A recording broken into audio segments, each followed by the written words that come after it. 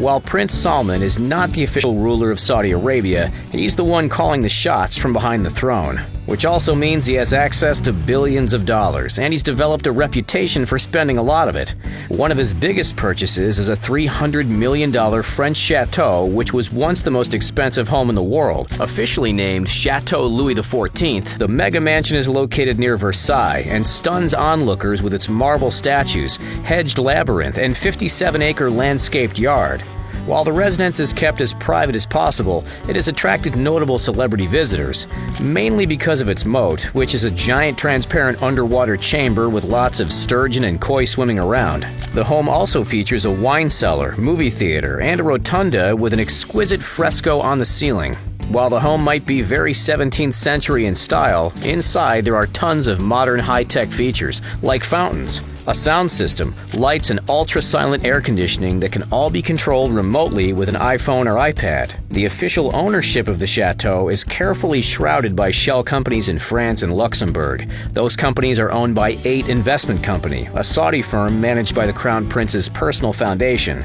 The prince also has access to tons of apartments in desirable cities. His father owns a dozen apartments in the most affluent region of Paris. They're worth an estimated $35 million altogether. And of course, we can't forget about the multiple royal palaces, including the famous Al Yamama Palace, where both the king and the prince have met with leaders from all over the world. Another amazing palace owned by the crown is the mesmerizing Royal State Palace. The royal family also has permanent suites available at luxury hotels all over Jeddah. They're paid for year-round by the Saudi government, so the royals have no shortage of luxury accommodations.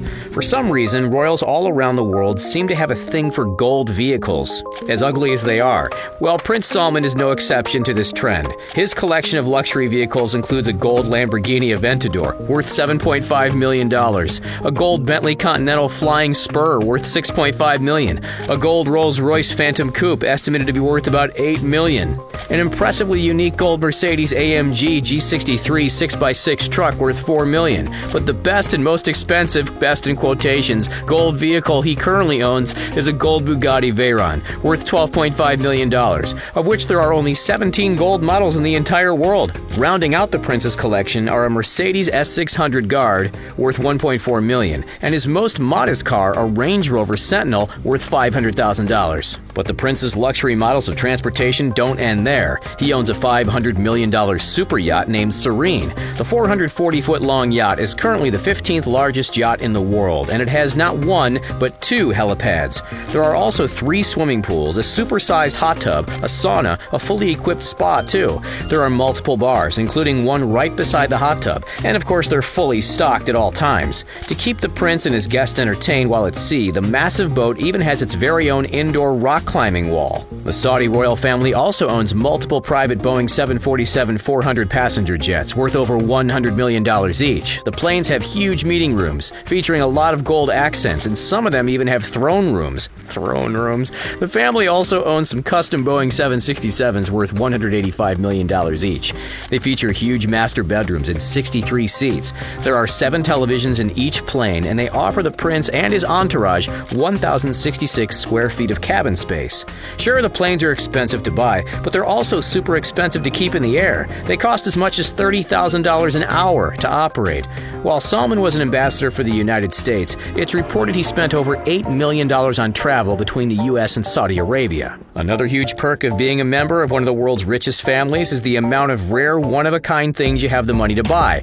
Prince Salman has definitely enjoyed putting his money to good use by collecting rare artwork.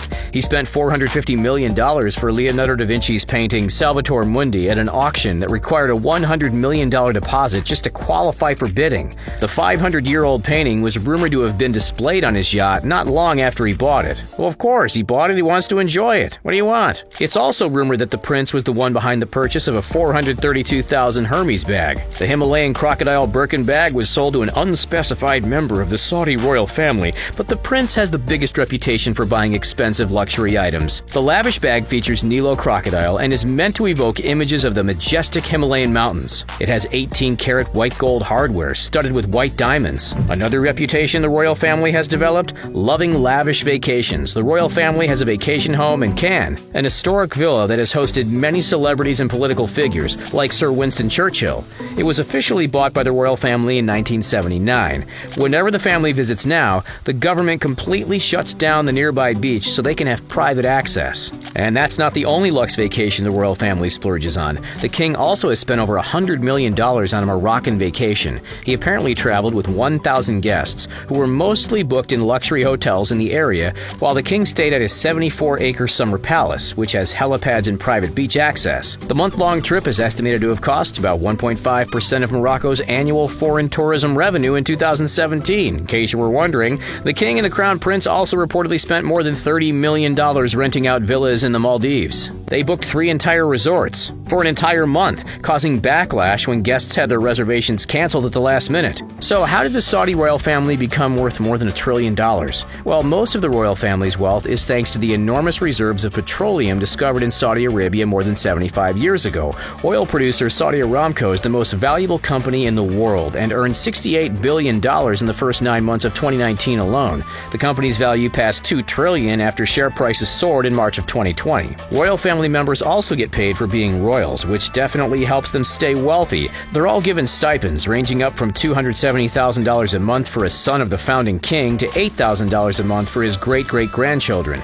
Bonuses of $1 million to $3 million have been given to some royals as wedding gifts to help start construction on their new palaces. The Saudi royal family also has spent a lot of money gaining control of all the royal assets and investments. Records leaked from a Bermuda law firm known as the Paradise Papers revealed how groups of lawyers, bankers, and accountants quickly transferred ownership of properties and assets to the aid investment company. The price of these transfers was $494 million in today's dollars, and the crown prince owns most of his property under this company. People have definitely criticized the Saudi royal family and the crown prince for being shady in their transactions and spending more money than they make public. It's likely that they own plenty more property around the world than no one even knows about. It's all very well hidden thanks to many of their shell and investment companies. But there's no doubt that Prince Salman, King Salman, and the entire royal family are making most of their wealth while they can, whether it's gold cars, super yachts, or the occasional priceless painting.